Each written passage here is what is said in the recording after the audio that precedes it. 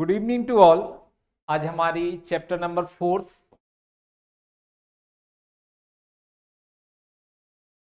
Class number first है। Class कौन सी है आपकी? फर्स्ट। कल हमने चैप्टर 4 चालू किया हुआ था और उसकी आज क्लास कौन सी है आपकी? फर्स्ट क्लास है। देखेंगे कल क्वेश्चन हमारे 3 कंप्लीट हो चुके थे और उन क्वेश्चनों में थोड़ी सी हमने थ्योरी के बाद क्वेश्चन चालू किए थे। आज थोड़ी और आगे हम थ्योरी करेंगे और फिर उसके बाद प्रैक्टिकल क्वेश्चन। तो कल हमने एक नोट पढ़ा हुआ था, उसके आगे एक सेकेंड नोट और है। तो क्या लिखा हुआ है? जब अवकाश ग्रहण साझेदार को देय राशि का भुगतान वार्षिकी वार्षिकी द्वारा किया जाता है तो वार्षिकी उच्यंत खाता खोला जाता है। इन्होंने बोला है कि जब जाने वाला साझेदार जो है, अवकाश ग्रहण साझेदार जो जा रहा है, उसको हमें कितना पैसा देना है देय राशि की गणना करने के लिए, है ना। उन्होंने बोला है देय राशि का भुगतान जो है वार्षिकी द्वारा यदि किया जाता है, वार्षिकी मतलब हर साल हम उनको कुछ पैसा देते हैं, किस्तों में पैसा देते हैं वार्षिकी द्वारा, तो फिर क्या होगा? उसके लिए हम वार्षिकी उच्चंत खाता खोलते हैं। जब अवकाश ग्रहण साझेदार को भुगतान वार्षिकी द्वारा किया जाता है, मतलब साल में किस्तों के द्वारा भुगतान किया जाता है, तो उसके लिए वार्षिकी उच्चंत खाता खोला जाता है। थ्योरी में और आपके ऑब्जेक्टिव क्वेश्चन में एक काम में आएगा नोट। दूसरा, अवकाश प्राप्त साझेदार या मृतक साझेदार के वैधानिक उत्तराधिकारी को देय राशि की गणना निम्न प्रकार की जाती है। ये की जाएगी। इन्होंने बोला जो जाने वाले साझेदार है, अवकाश ग्रहण साझेदार, उसको देय राशि की गणना, या फिर यदि किसी साझेदार की मृत्यु हो गई, जैसे हम मान लेते हैं यहां पर साझेदार हैं आपके ABC, 3 साझेदार ABC, और C की क्या हो जाती है? मृत्यु। सी की क्या हो जाती है? मृत्यु। तो ये भी एक प्रकार से अवकाश ग्रहण है। मृत्यु हो गई, मृत्यु के कारण उसका फर्म से अवकाश ग्रहण हो गया है। तो जब किसी साझेदार की मृत्यु हो जाती है तो हमें उसके उत्तराधिकारी को देय राशि की गणना करना पड़ता, मतलब इसकी मृत्यु के बाद सी का जो पैसा है उसको किसको देंगे? हम उसके उत्तराधिकारी को। तो उत्तराधिकारी को देय राशि की गणना या फिर अवकाश ग्रहण साझेदार को देय राशि की गणना निम्न प्रकार की जाती है। हम कैसे करेंगे गणना? तो यहां पर देखो, सबसे पहले पूंजी खाते को निम्न राशियों से क्रेडिट करेंगे। हमने आपको बताया है साझेदारों को देना है तो उनके पूंजी खाते के क्रेडिट में लिखेंगे, और साझेदार से लेना है तो उसकी पूंजी खाते के डेबिट में। तो हमें साझेदार को देना क्या है? सबसे पहले हम निम्न राशियों से उसको क्रेडिट करेंगे, मतलब उसको क्या क्या देना है वो लिखेंगे। तो पहला, पूंजी खाते का क्रेडिट शेष। क्या है? पूंजी खाते का क्रेडिट शेष पहला। दूसरा क्या है? पुनर्मूल्यांकन का लाभ लिखेंगे। पहला क्या लिखेंगे हम? पूंजी खाते का क्रेडिट शेष लिखेंगे। दूसरा क्या लिखेंगे? पुनर्मूल्यांकन का लाभ, कितना हमें लाभ देना है। तीसरा, चालू खाते हैं यदि आपके, तो चालू खाते का भी हम क्रेडिट शेष लिखेंगे। ठीक। आप विभाजित लाभ दिया हुआ है तो उस लाभ में उसका हिस्सा कितना है? आप विभाजित लाभ में उसका शेष लिखें या उसका हिस्सा लिखेंगे। ख्याति का भाग, जाने वाले साझेदार को ख्याति का कितना पैसा हमें देना है, उस राशि को लिखा जाएगा क्रेडिट में पूंजी खाते के। सामान्य संचय या अन्य आंतरिक कोषों, सामान्य संचय या अन्य आंतरिक कोषों में भाग। तो जो साझेदार जा रहा है, यदि फर्म में संचय रखा है या कोष है, तो साझेदार का संचय या कोष में कितना भाग बनता है वो भी लिखेंगे क्रेडिट में। अवकाश ग्रहण या मृत्यु तिथि तक का लाभ, जो साझेदार अवकाश ग्रहण कर रहा है या जिसकी मृत्यु हो गई उस डेट तक का लाभ, है ना, उसने 3 महीने 4 महीने 2 महीने जब भी वो अवकाश ग्रहण कर रहा, उस तिथि तक का हम उसको क्या देंगे? लाभ देंगे। तो लाभ की गणना हम गत वर्ष के औसत लाभ के आधार पर भी कर सकते हैं, बिक्री के आधार पे, गत वर्ष के बिक्री के आधार पर भी किया जा सकता है। जैसा सवाल में दिया हो हम वैसा करेंगे। समझौते के अनुसार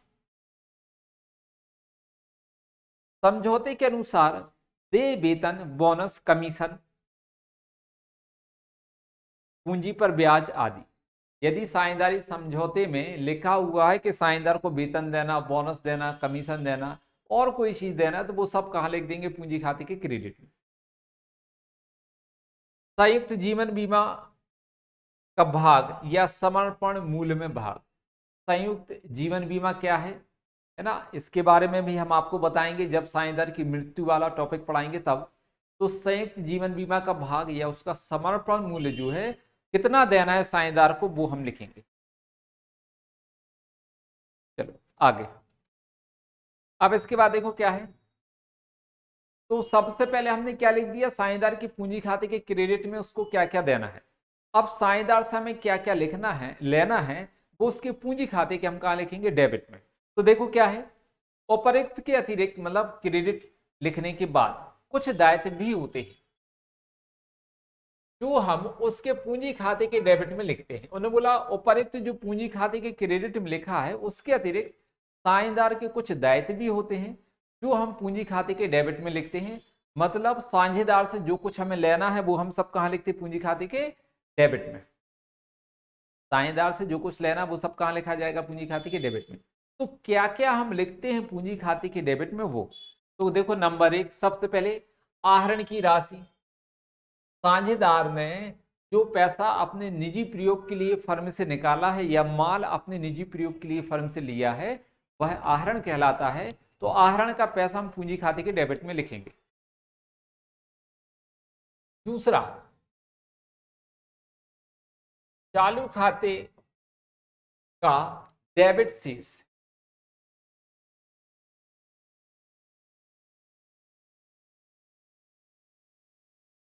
चालू खाते का डेबिट शेष है यदि, तो वो भी हमें साझेदार से लेना है, तो कहां लिखेंगे? डेबिट में, पूंजी खाते के। पूंजी खाते का डेबिट शेष, यदि साझेदार का पूंजी खाते का डेबिट शेष है तो उसको भी हम कहां लिखेंगे? डेबिट में।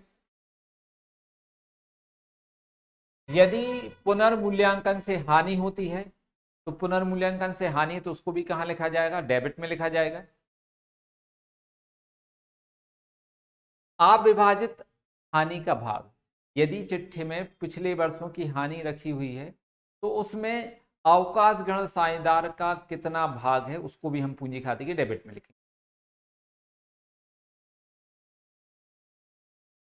यदि आहरण पर ब्याज लगाया जाता है तो हमें आहरण पर कितना ब्याज लेना है वो भी पूंजी खाते के डेबिट में आएगा। फिर अधिक वाले योग में से कम वाला योग घटाने के बाद जो शेष राशि, तो क्या बचे? शेष। जो शेष राशि बचती है वह देय राशि दर्शाता है। ठीक, मतलब साझेदार के क्रेडिट के टोटल में से डेबिट का टोटल माइनस करने के बाद, मान लेते हैं पूंजी खाते का क्रेडिट का टोटल है, पूंजी खाता उसका क्रेडिट का टोटल है 20,000, इसमें से माइनस करते हैं डेबिट का टोटल, मान लेते हैं डेबिट का टोटल कितना है? 7,000। तो साझेदार के क्रेडिट के टोटल में से डेबिट का टोटल माइनस कर देंगे हम, कितना बचा? 13,000। ये है आपका शेष देय जो हमें साझेदार को पैसा देना है, 13,000 रुपए वो है ना। तो क्या लिखा है? अधिक वाले योग में से, जो भी अधिक है, यदि क्रेडिट का ज्यादा है तो हम क्रेडिट के योग में से डेबिट का घटाएंगे, और यदि डेबिट का ज्यादा है तो डेबिट के योग में से क्रेडिट का घटाएंगे। तो अधिक वाले योग में से कम वाला योग घटाने के बाद जो राशि शेष बचती है वह देय राशि कहलाती है। यदि डेबिट का ज्यादा निकलता है तो हमें साझेदार से पैसा लेना, मतलब फर्म को साझेदार से पैसा लेना है, और यदि क्रेडिट का ज्यादा निकलता है तो फर्म को साझेदार को पैसा देना है। आगे, जो अवकाश ग्रहण साझेदार को देय राशि या उसके ऋण खाते में स्थानांतरित की जाती है, मतलब जो पैसा शेष बचा हुआ है अवकाश ग्रहण साझेदार को जो पैसा हमें देना है, या तो वो हम उसके ऋण खाते में स्थानांतरित कर देंगे या फिर साझेदार को देय राशि में, ऐसा लिख देंगे कि साझेदार को शेष देय राशि। ठीक है, उसमें ट्रांसफर कर दिया जाएगा।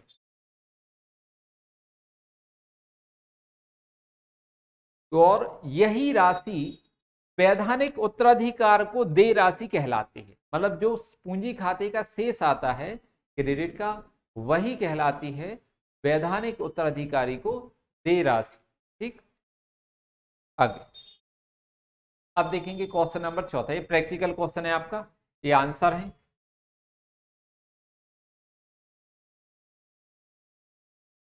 ठीक, ये आंसर दिया। तो हम क्वेश्चन देखते हैं क्या लिखा हुआ है।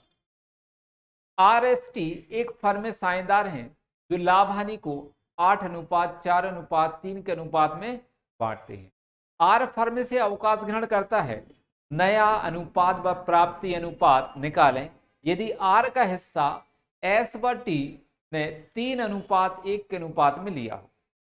ठीक है, तो 3 साझेदार हैं आरएसटी, और उसमें से जा कौन रहा है, आर जा रहा है, और आर का जो भाग है एस और टी 3:1 के अनुपात में ले रहे हैं। तो हमें क्या निकालना है, नया अनुपात और प्राप्ति अनुपात। तो सबसे पहले हम यहां पर देखें,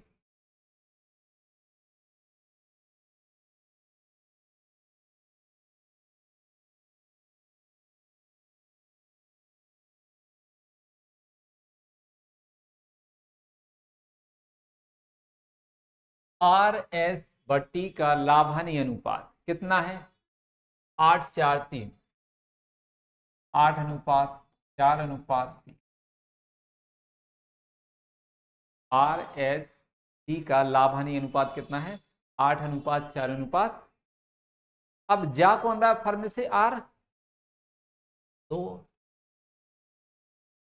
आर के भाग के विभाजन का अनुपात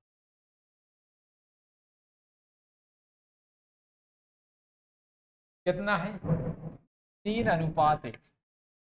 आर जो साझेदार जा रहा है उसके भाग के विभाजन का अनुपात कितना है, 3:1 है।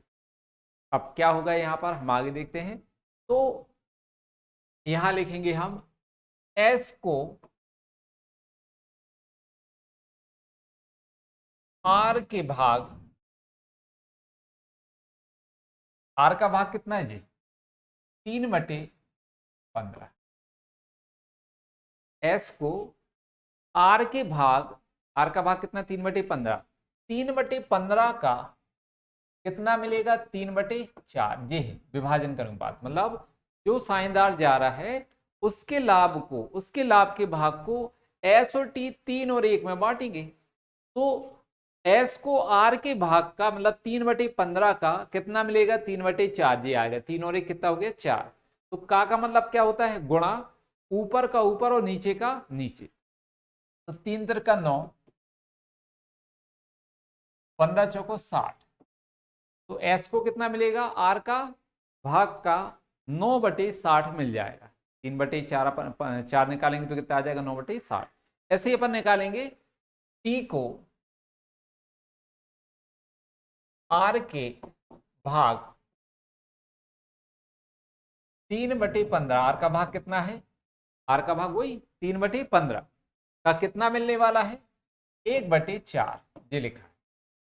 ठीक, तो 3 एकम 3 और 15 चौको 60। ठीक है, का मतलब क्या होता है, गुणा, तो ऊपर का ऊपर और नीचे का नीचे। तो 3 एकम 3 और 15 चौको 60। तो यहां पर टी को कितना मिलने वाला है, 3/60। तो हम यहां लिखेंगे एस का नया भाग। ठीक, एस का नया भाग, पहले एस का भाग कितना था, ये लिखा है 8/15। इसमें हम प्लस कर देंगे, एस को आर से कितना मिल रहा है, ये लिखा है 9/60। 9/60, इनका हम लघुत्तम ले लेंगे। इनका क्या ले लेंगे हम, लघुत्तम। जब भी अपन लघुत्तम लेते हैं तो छोटी संख्याओं तो गुणा करके ले लो, तो बड़ी संख्या है यदि तो क्या करो, बड़ी संख्या में छोटी संख्या का भाग दो। यदि चला जाता है तो फिर बड़ी संख्या को ही हम लघुत्तम मानेंगे। तो 60 में 15 का भाग जा रहा है, 15 चौको 60। इसका मतलब हम यहाँ पर लघुत्तम कितना ले लेंगे, 8 ले लेंगे। ठीक, अब क्या करेंगे, 15 का भाग हम फिर से यहाँ पर 60 में देंगे, 15 चौको 60, तो जो 4 भागफल आया उसका हम ऊपर गुणा करेंगे 8 में, 8 चौको 32 प्लस, अब 60 का भाग 60 में देंगे, कितने बार जाएगा, एक बार, तो 60 एकम 60, और एक जो आया उसका ऊपर गुणा करेंगे अपन 9 में, तो 9 एकम 9, तो कितना आ जाएगा, 41/60। कितना आएगा, 41/60। ऐसे लेंगे हम टी का नया भाग,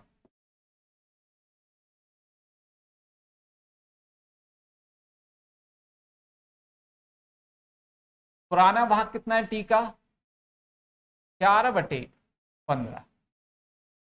टी का पुराना भाग कितना दिया है, 4/15, और टी को आर से कितना मिलने वाला है, ये लिखा है 3/60, तो यहां पर लिखेंगे हम 3/60।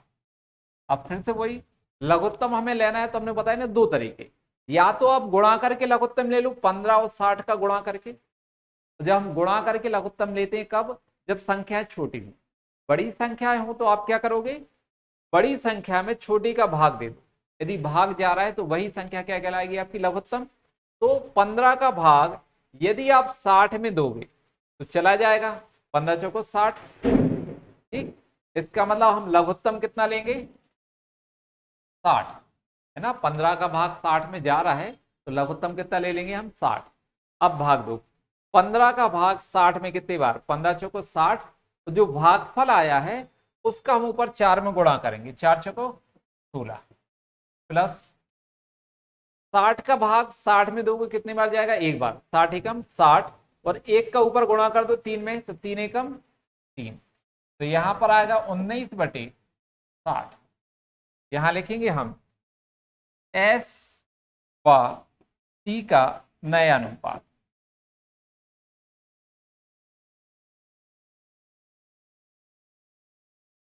इकतालीस बटे 60, 19/60, दोनों के लघुत्तम के जो हर हैं, दोनों के हर कैसे समान है, हम इसको अलग कर देंगे, यदि हर समान है तो अलग कर दिए जाते हैं, तो बचेगा कितना, 41/19। अब क्या है, इनको और किसी से काट नहीं सकते हैं, और किसी संख्या से कटेगा नहीं, तो यही आपका अनुपात होगा, 41/19।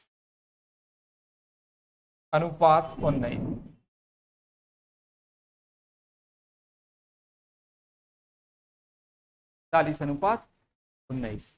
अब यहां पर देखेंगे कुछ क्वेश्चन में कुछ गड़बड़ी है, आंसर इनका आ नहीं रहा है, आंसर कितना आ रहा है, 2:1। एक बार क्वेश्चन अपन फिर से देख लेते हैं, आर फर्म से अवकाश ग्रहण करता है, नया अनुपात व प्राप्ति अनुपात निकालें, यदि आर का हिस्सा S/T ने 3:1 के अनुपात में दिया। अब क्वेश्चन को अपन बाद में देखेंगे, है ना, क्योंकि आंसर आए नहीं है, हम अगला क्वेश्चन करते हैं।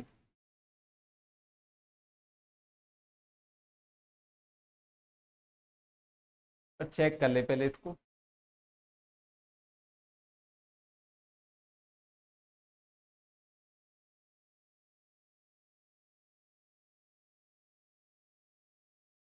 यहाँ कहीं मिस्टेक हुई है, क्वेश्चन को सुधारने से अच्छा है कि हम एक बार फिर से कर लेते हैं ना, तो क्वेश्चन को हम बाद में करेंगे, पहले अगला क्वेश्चन देख लेते हैं, चौथा, पांचवा क्वेश्चन। पांचवा क्वेश्चन देखो क्या है, XYZ एक फर्म में साझेदार हैं जो कि लाभ हानि अनुपात को 5-4-3 के अनुपात में बांटते हैं। Y फर्म से अवकाश ग्रहण करता है, फर्म से अवकाश ग्रहण कौन कर रहा है, Y, और उसका हिस्सा X और Z कैसा ले रहे हैं, बराबर बराबर। जब बराबर की बात आती तो हम क्या देखते हैं, कितने साझेदार हैं हमारे पास, X, Y और Z, जिसमें से जा कौन रहा है, Y, तो बचे कितने साझेदार आपके पास, 2, तो इन दोनों का अनुपात कितना होगा, 1:1, मतलब आधा आधा।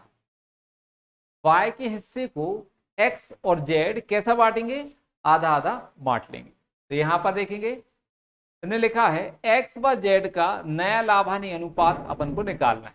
यहां पर हम लिखेंगे एक्स वाई तथा जेड का लाभ हानि अनुपात।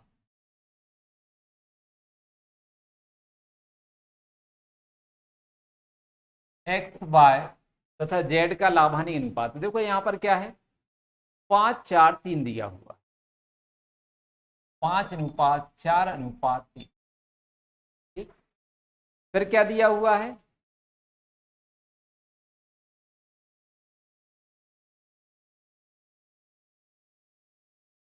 जेड, यहां पर एक्स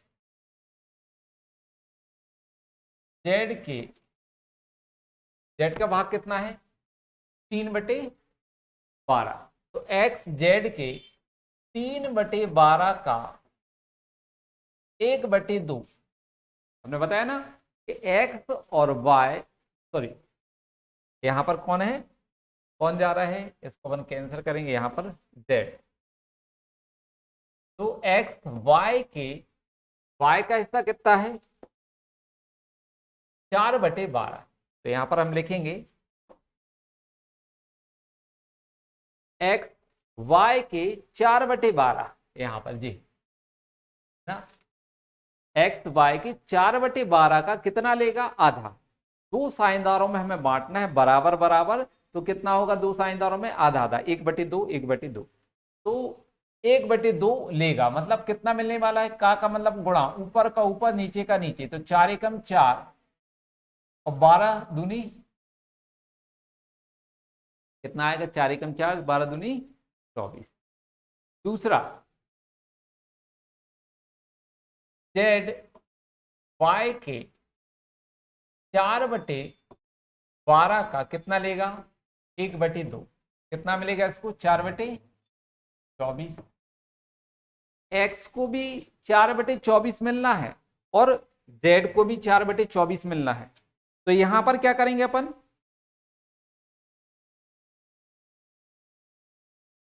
एक्स और वाई को दोनों को 4/24 देना है, तो दोनों का भाग क्या होगा बढ़ जाएगा। देखो यहां पर लिखेंगे एक्स का नया भाग, पहले कितना था वो देख लो, पहले था 5/12। पहले एक्स का भाग कितना था 5/12, इसमें हम प्लस कर देंगे उसको, y का कितना भाग मिल रहा है x को 4/24। ये आ गया आपका। ठीक, लघुत्तम लेना है तो देखो 12 और 24 का गुणा करोगे तो आपको शायद लंबा पड़ जाएगा, इसलिए हमने आपको बोला कि बड़ी संख्या में छोटी संख्या का भाग दे दो। तो हमने 24 में 12 का भाग दिया, 12 दूनी 24 भाग जा रहा है, इसलिए हम क्या करेंगे 24 लघुत्तम ले लेंगे, 12 दूनी 24 और 5 दूनी 10, ऊपर अपन ने क्या कर दिया भागफल का गुणा, 12 दूनी 24 और दो जो आए ऊपर अंश में गुणा करेंगे 5 में, तो 5 दूनी 10। अब क्या करेंगे 24 का भाग देंगे 24 में, तो 24 एकम 24 और 4 एकम 4, तो यहां पर आ जाएगा 14/24। ये किसका भाग है एक्स का नया भाग।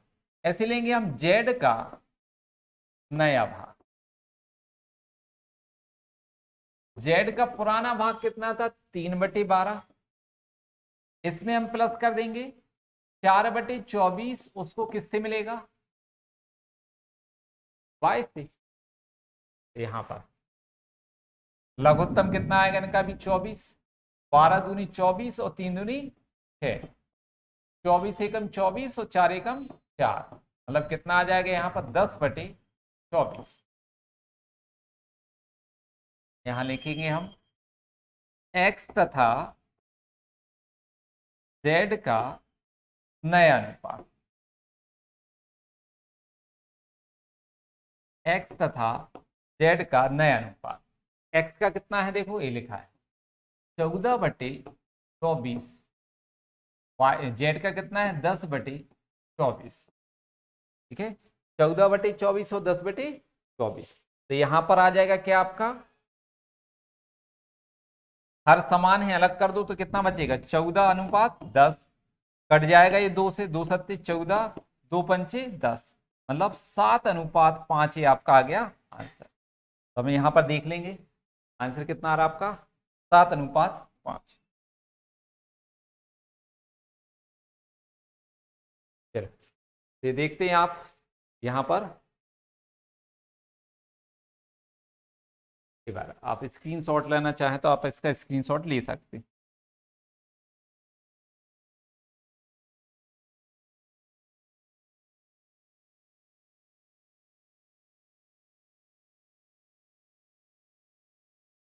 ठीक, ये आ गया आपका स्क्रीन।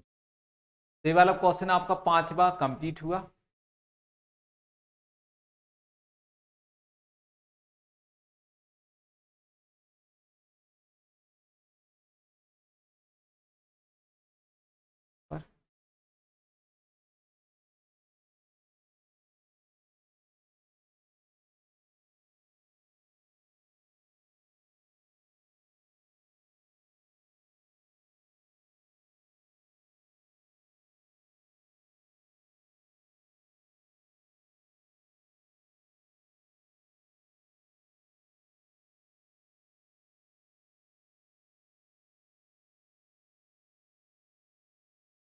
कौन जा रहा है यहाँ पर, देखो एक क्वेश्चन आपका 5वां कंप्लीट हुआ, 5वां क्वेश्चन ये आपका कंप्लीट है।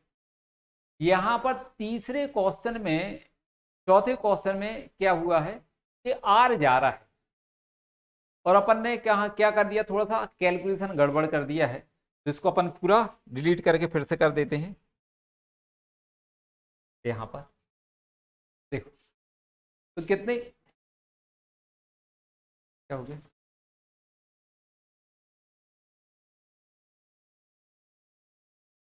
तो क्वेश्चन नंबर देखें आपका, ये चौथा क्वेश्चन है जो अपन ने किया हुआ था, उसका कुछ कैलकुलेशन या साझेदार का गलत भाग लिखने से हो गया है ना, गलत साझेदार अपन ने ले लिया था, हमने आर लेना था लेकिन हमने किसी और का भाग ले लिया था। तो अब यहां पर अपन क्या देखेंगे, उसको फिर से सॉल्व कर देते हैं। देखो आर एस बट्टी का लाभ-हानि अनुपात,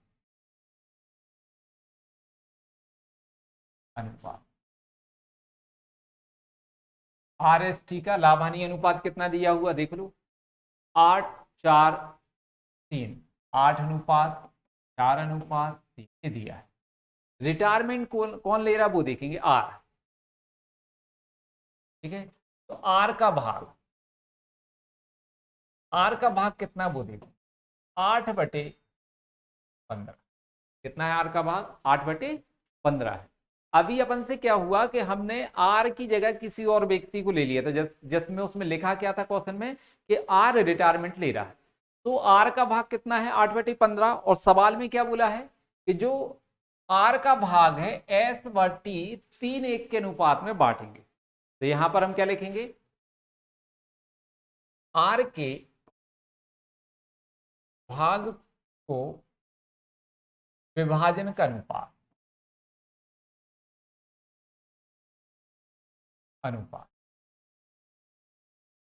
कितना है 3:1, मतलब आर का जो भाग है वो एस बट्टी 3:1 में बांट लेंगे। तो यहां पर हम निकालेंगे एस का नया भाग, या फिर ऐसा लिख देंगे हम, एस को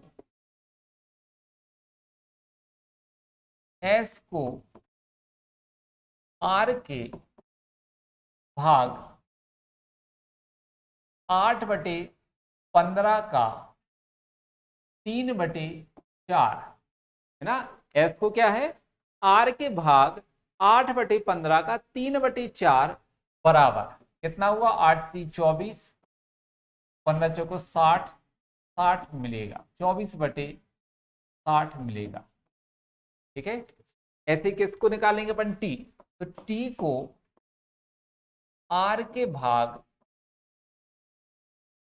8/15 का 1/4, ये है ना अनुपात, 3 और 1 में बांट रहे हैं, तो इसको कितना मिलना है 1/4।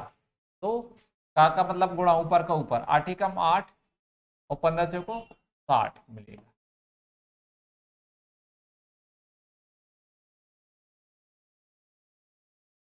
एस को कितना मिलना है 24/60, टी को कितना मिलना है 8/60 मिलना है। तो यहां पर लिखेंगे एस का नया भाग, एस का नया भाग। पुराना भाग कितना था पहले एस का देखेंगे अपन 4/15, इसमें प्लस करेंगे मिल कितना रहा उसको 24/60 है ना। एस को आर से कितना मिल रहा है 24/60, तो उसके पुराने भाग में हम उसको जो आर से मिल रहा है वो जोड़ देंगे। ठीक, तो इनका लघुत्तम कितना लेंगे हम 60, बताया था ना बड़ी संख्या में हम छोटी का भाग देंगे, यदि भाग जा रहा है तो वही उसका लघुत्तम होगा। तो 15 चौको 60 और 4 चौको 16 प्लस 60 एकम 60 और 24 एकम 24, मतलब 40/60। ये किसका नया भाग है एस का। ऐसे लिखेंगे हम टी का नया भाग,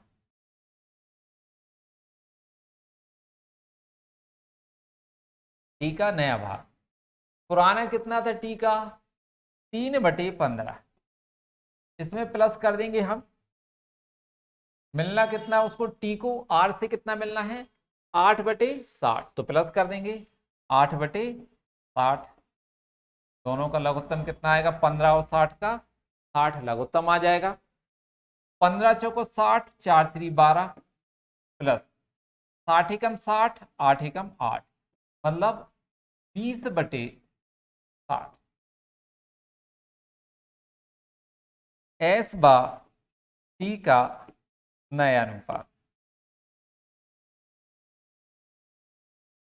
पहले का कितना है देखो 40/60, दूसरे का 20/60, दोनों के हर समान है तो अलग कर देंगे, कितना बचेगा 40/20, और छोटा कट जाएगा ये 20 से कट जाएंगे, 20 दूनी 40, 20 एकम 20, मतलब 2:1 आपका क्या आ गया नया अनुपात। ये देखो यहाँ पर क्वेश्चन में दिया भी है, हमने आंसर लिखे हुए थे, ये आंसर आपका। ठीक है, पहले कुछ व्यक्ति की मतलब अपन ने गलत साझेदार ले लिया था हमने, उस वजह से मिस्टेक होगी, गलत साझेदार का मतलब अनुपात गलत लेने से मिस्टेक हुई थी। अब वो ठीक कर दिया उसके लिए, क्योंकि यहाँ पर अपन ने एक 5वां क्वेश्चन कर लिया था। अब हमें क्या करना है इसमें चौथे वाले क्वेश्चन में उन्होंने बोला था प्राप्ति अनुपात भी निकालना है, तो हम प्राप्ति अनुपात निकालेंगे। प्राप्ति अनुपात बराबर क्या होता है नया अनुपात माइनस पुराना अनुपात।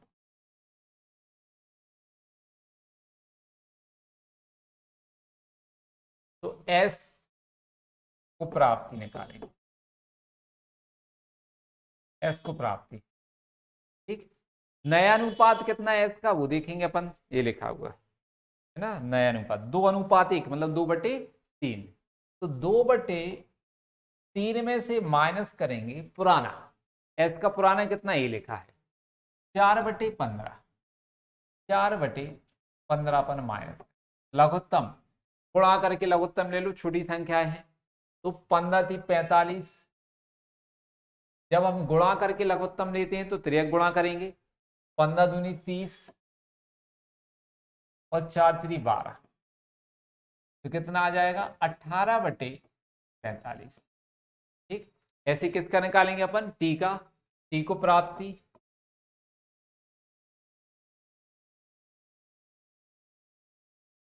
पुराना अनुपात कितना है टी का, सॉरी नया अनुपात, नया अनुपात कितना दिया है 1/3, 1/3 माइनस नए अनुपात में से पुराना घटाएंगे, पुराना कितना है टी का जी लिखा हुआ 3/15, 3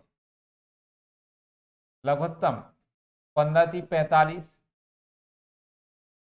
त्रियक गुणा कर दो 15 एकम 15 माइनस 3 त्रिका, तो यहां पर कितना बचा 6/45, कितना आ गया 6/45। यहां लिखेंगे हम एस व टी का प्राप्ति अनुपात,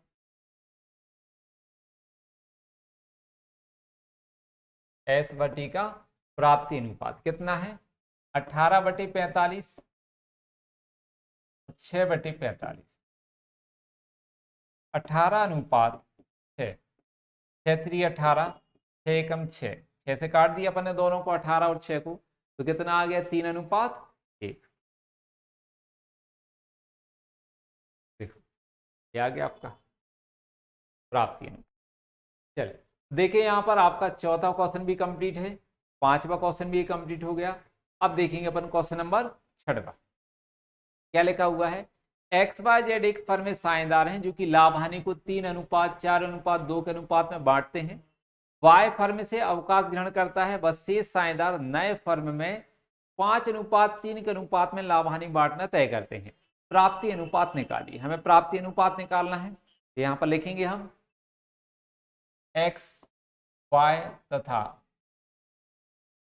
जेड का पुराना अनुपात।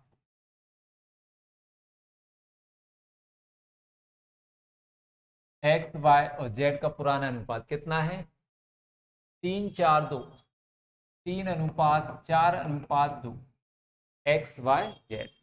फिर लिखेंगे हम अवकाश ग्रहण कौन कर रहा है फर्म से, वाई, तो एक्स तथा जेड का नया अनुपात, एक्स तथा जेड का नया अनुपात कितना दिया हुआ है, एक्स तथा जेड का नया अनुपात 5:3, 5:3 ये दिया हुआ, ठीक है। एक्स तथा जेड का नया अनुपात कितना है 5:3। प्राप्ति अनुपात निकालना है, तो हम लिखेंगे प्राप्ति अनुपात बराबर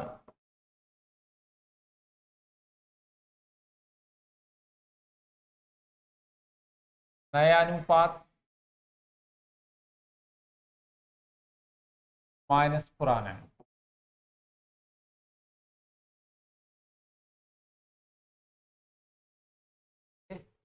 नया अनुपात माइनस पुराना, तो यहां लिखेंगे एक्स को प्राप्ति,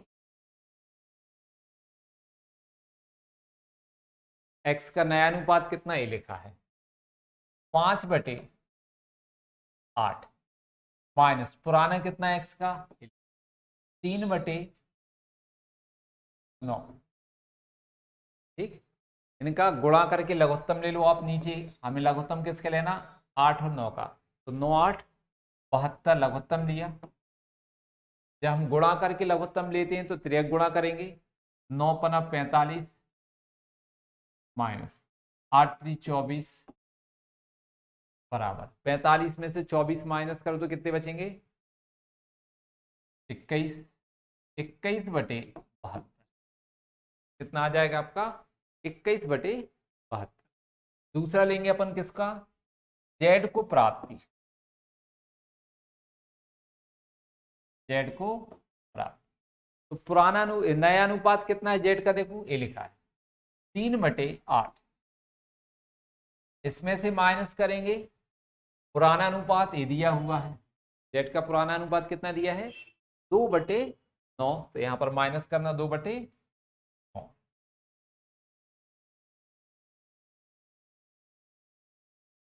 2/9। जब छोटी संख्या है तो हमने आपको बताया ना गुणा करके लघुत्तम ले लो, क्योंकि बड़ी संख्या में छोटी का भाग नहीं जा रहा है तो सीधा हम गुणा करके लेंगे, तो 9 8 72 क्या कर दिया अपन ने गुणा करके लघुत्तम ले लिया।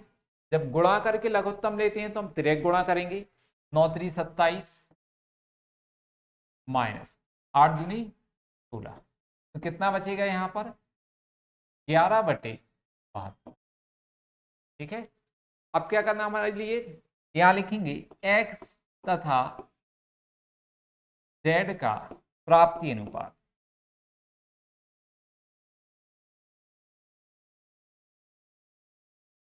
एक्स का कितना है ये लिख 21/72 अनुपात, और जेड का कितना है 11/72।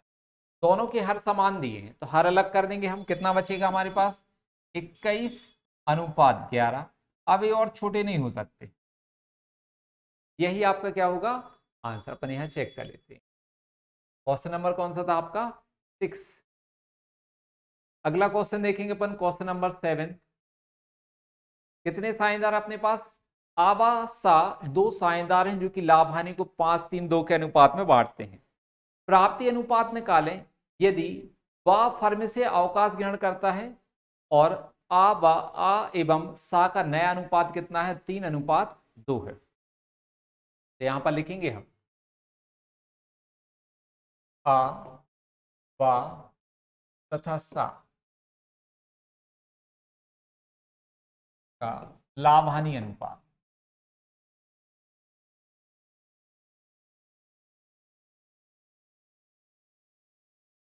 तीनों का लाभ हानि अनुपात कितना था अपने पास? 5-3-2, 5:3:2। आवासा तीनों का लाभ हानि अनुपात कितना दिया? 5:3:2। अब देखो यहां पर कौन जा रहा है फर्म से? वाह। तो बचा कौन अपने पास? आ एवं सा। तो यहां लिखेंगे हम आ एवं सा का नया अनुपात।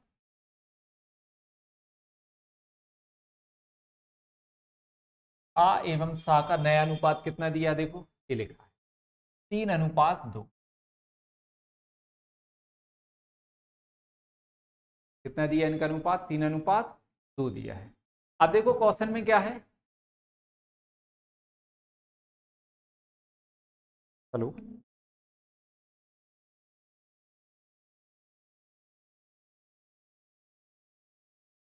नहीं नहीं, ताला आप रख दो अपना वहां पर अंदर,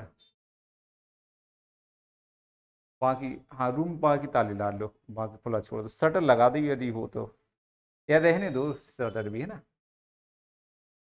हाँ तो रहने दो, ताला बस रख दो आप तो रूम। देख, तो इनका नया अनुपात कितना दिया हुआ है? आ और सा का 3:2।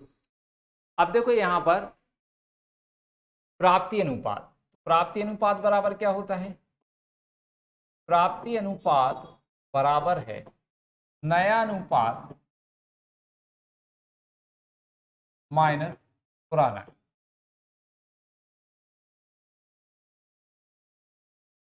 आपका फॉर्मूला है नया अनुपात माइनस पुराना अनुपात। किसको निकलेगा प्राप्ति अनुपात? देखेंगे आ का निकालेंगे सबसे पहले। आ को प्राप्त, नया अनुपात कितना है आ का? ये लिखा कितना दिया हुआ है? 3/5। इसमें से माइनस कर दो। पुराना अनुपात कितना है आ का? ये है कितना है? 5/, ठीक। छोटी संख्या है, गुणा करके लघुत्तम ले लो आप, इजी पड़ेगा आपको। 5 धाम कितना आएगा? 50। गुणा करके लघुत्तम लेते हैं तो हम तिर्यक गुणा करेंगे, 10×30 और 5×25, मतलब कितना बचा? 5/50। दूसरा कौन है? सा। सा को प्राप्ति,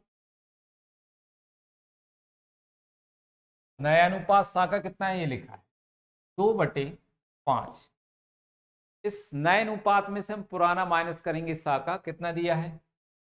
2/10। इनका भी लघुत्तम कितना लेंगे हम? गुणा करके 5 और 10 का गुणा किया, कितना आ गया? 50। जब भी गुणा करके लघुत्तम लो तो हम क्या करते हैं? तिर्यक गुणा। 10×2 = 20 और 5×2, तो यहाँ पर बचेगा आपका 10/50। यहाँ आ तथा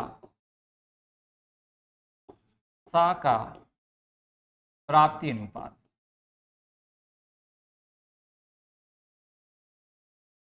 आ तथा सा का प्राप्ति अनुपात। आ का कितना है? 5/50 और सा का 10/50। दोनों के हर कैसे हैं? समान। अलग कर देंगे तो कितना बचेगा? 5/5:10। कट जाएंगे ये 5 से, 5 × 5, 5×2 10। तो यही आपका क्या कहलाना? प्राप्ति अनुपात। देखो ये आपका। अगला देखेंगे अपन क्वेश्चन नंबर 8वां। और 8वां क्वेश्चन देखो क्या है इसमें। एबीसी 3 साझेदार है, उनका लाभ हानि विभाजन अनुपात जो दिया है वो 2:3:4 है।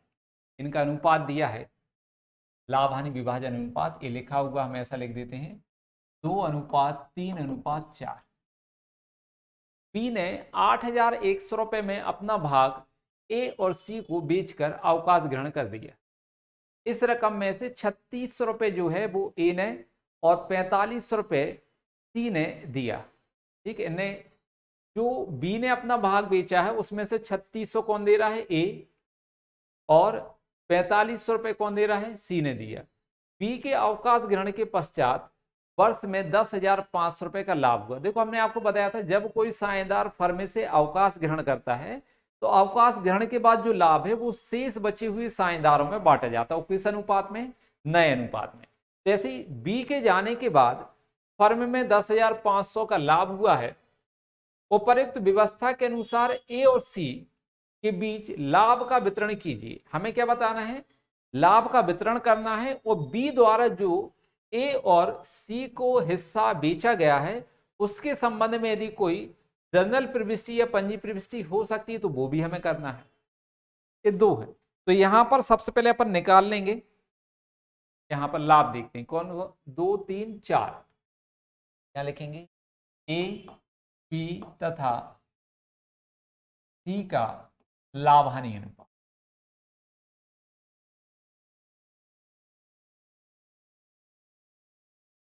कितना दिया है, 2:3:4 एबीसी का लाभ हानि। अब देखो यहां पर क्या दिया है, अवकाश ग्रहण करने वाला साझेदार बी है और बी को कितना पैसा देना है, 8,100, जिसमें से 3600 ए दे रहा है, 4500 बी दे रहा है। नया अनुपात हम निकालेंगे कैसे, तो एक सिंपल सी बात है कि देखो जो व्यक्ति ज्यादा पैसा देगा उसको हिस्सा भी ज्यादा मिलेगा, जो व्यक्ति कम पैसा देगा उसको हिस्सा भी क्या मिलेगा, कम मिलेगा। तो हम क्या करेंगे, यहां पर दी गई राशि का अनुपात निकालेंगे। मतलब यहां हम लिखेंगे ए तथा सी द्वारा बी को दी गई राशि का अनुपात।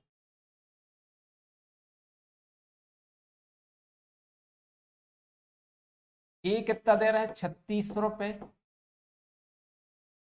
और बी कितना दे रहा है, 45।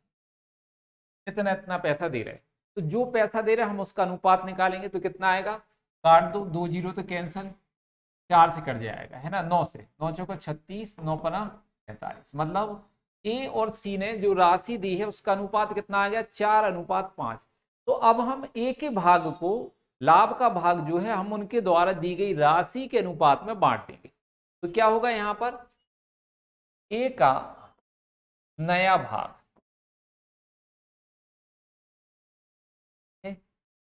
या फिर हम ऐसा लिख सकते हैं, और डिटेल में यदि करना है तो अपन इसको ऐसा लिख देंगे,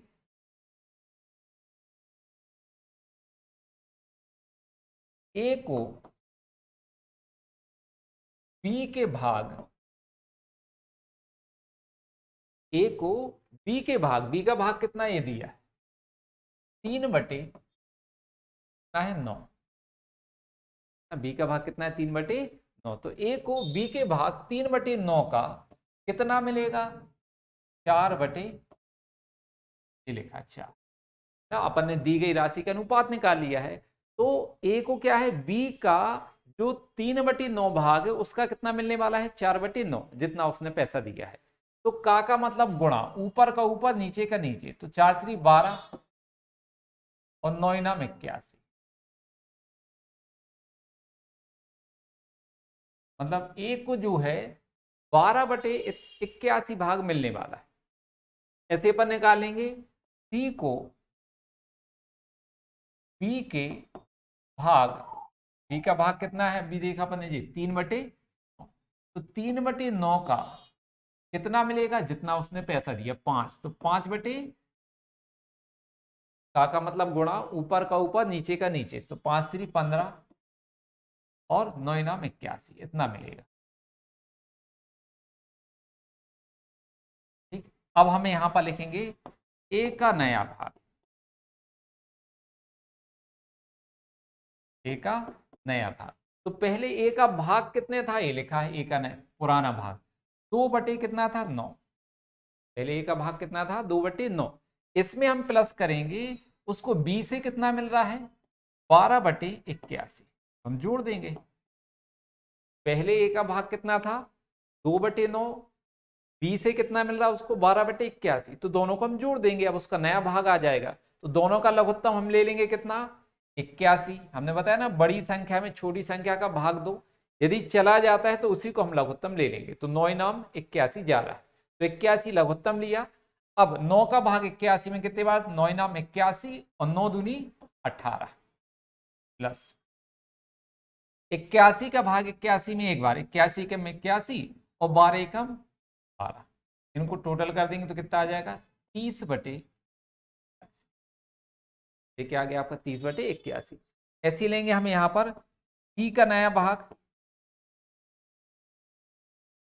पुराना भाग कितना था सी का पहले वो देखो, ये लिखा है 4/9, इसमें प्लस करेंगे बी से कितना मिलने वाला है सी को 15/81, 15/81 हम प्लस करें, लघुत्तम कितना आएगा 81, 9 नाम 81 और 9 चौको 36 प्लस 81 के 81 और 15 एकम 15, कितना आ जाएगा यहाँ पर 51/, ठीक है। अब ए तथा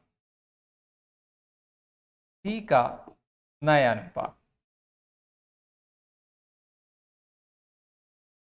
तो ए का कितना है देखो 30/81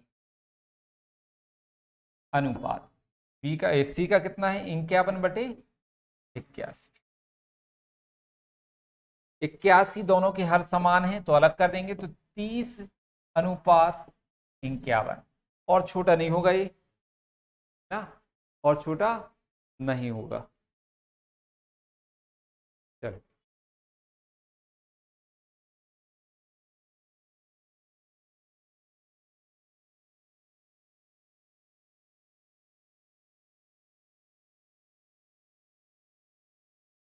इक्यासी 18, 81 और 30 और 15 51 के अनुपात ठीक है क्या। यहाँ पर हमें अनुपात में कुछ लग रहा है कि शायद हो सकता है मिस्टेक,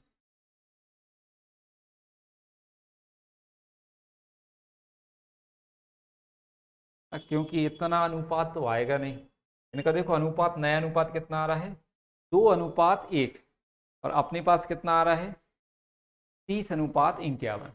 यहाँ पर कहीं मिस्टेक हो सकती,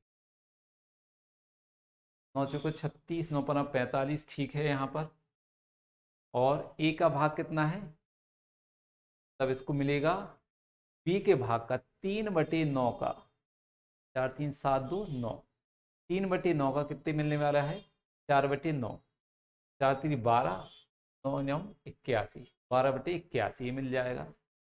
सी को मिलेगा 3/9 का कितना 5/9, 15/81 ये भी ठीक है। ए का भाग कितना है 2/9, प्लस करेंगे हम 12/81 ये भी ठीक है। 81 9 दूनी 18 और 12, 30/81।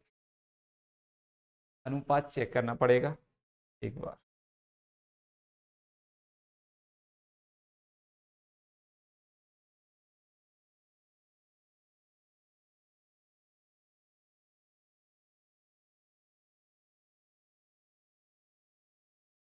अनुपात में मिस्टेक है, ठीक है। यहाँ पर अनुपात है आपका 1/2, 3/8 और 1/8। सवाल में यहाँ पर पूरी मिस्टेक है। ये जो अनुपात दिया है वो है आपका 1/2,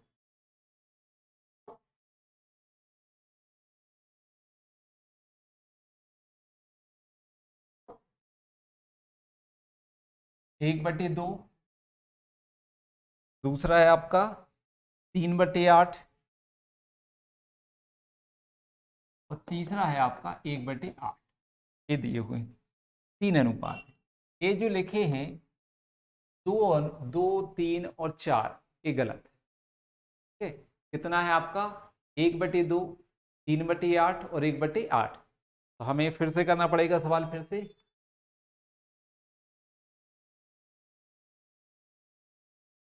हाँ लिखते हैं अपन, ए बी सी तथा सी का, ए बी तथा सी का लाभ हानि अनुपात,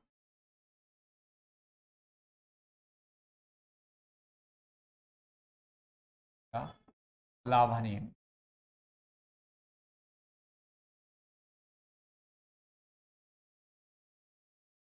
कितना दिया था अपना 1/2, 3/8 और 1/8। 1/2, 3/8 और 1/8।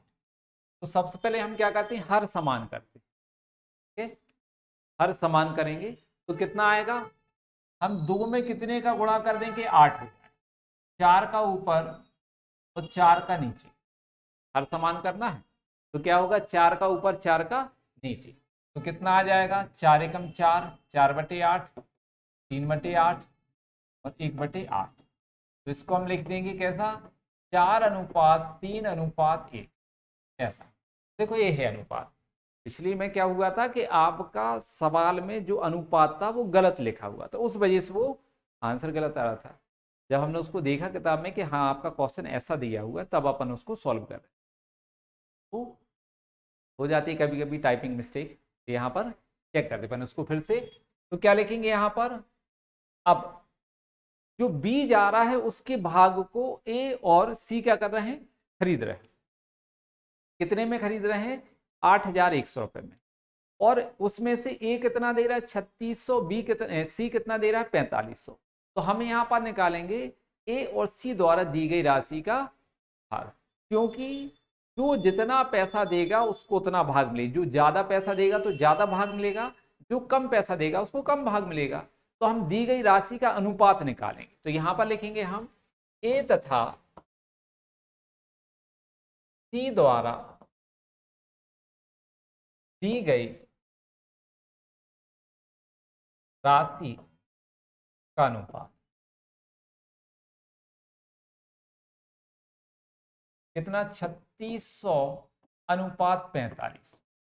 2 जीरो कैंसल, 36 को काट देंगे, 9 से 9 चौको 36, 9 पना 45।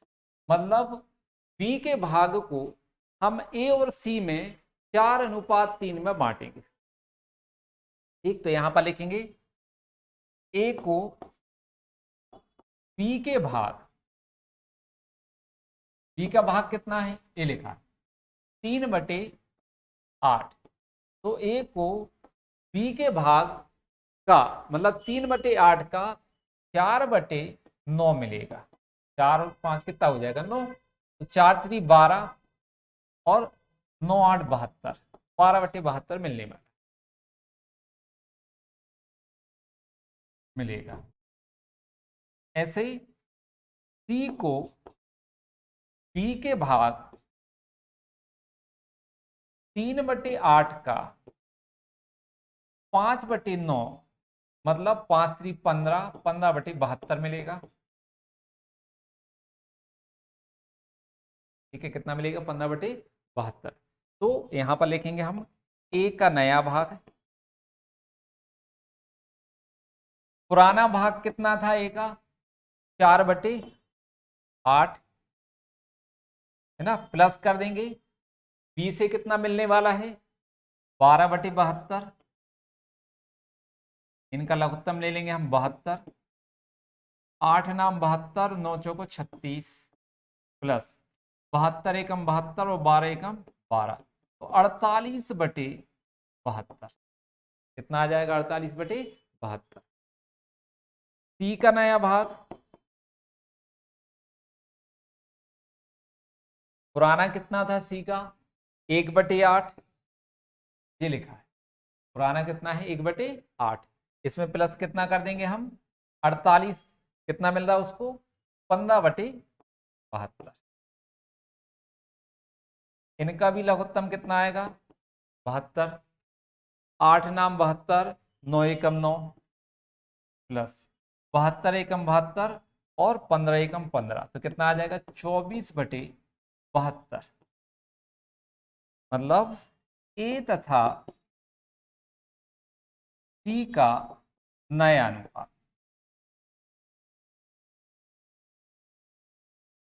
तो कितना है, देखो 48/72 और 24/72, तो हम 72 अलग कर देंगे तो कितना आ जाएगा, पहले का 48 दूसरे का 24, कट जाएगा जी, 24 दूनी 48 और 24 एकम 24, तो कितना आएगा 2:1।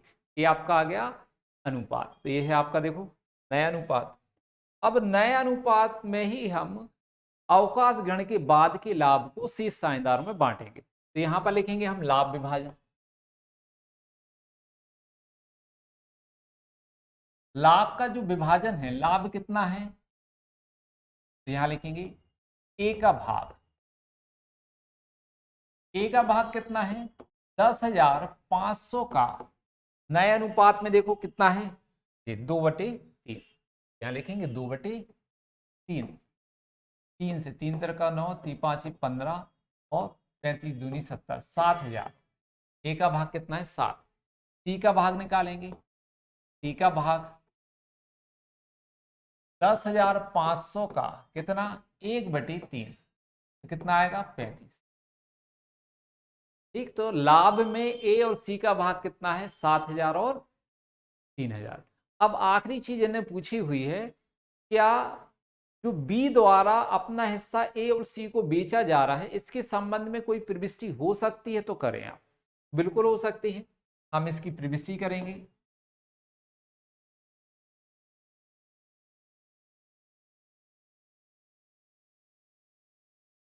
बी द्वारा अपने भाग को बेचने से संबंधित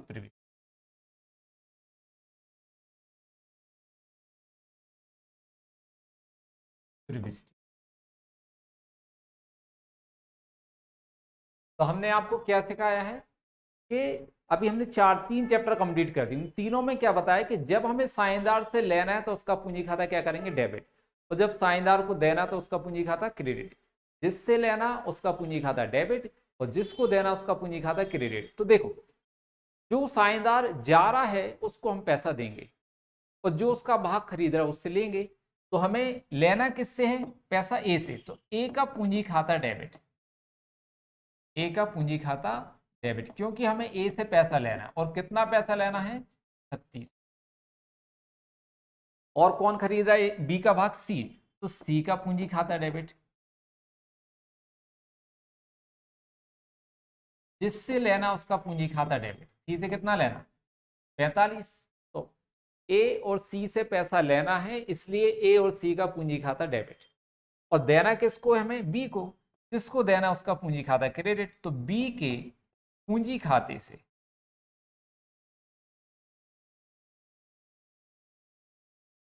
बी को कितना देना है 51। यहां पर हम क्या लिखेंगे, ए तथा सी द्वारा बी का भाग खरीदने पर।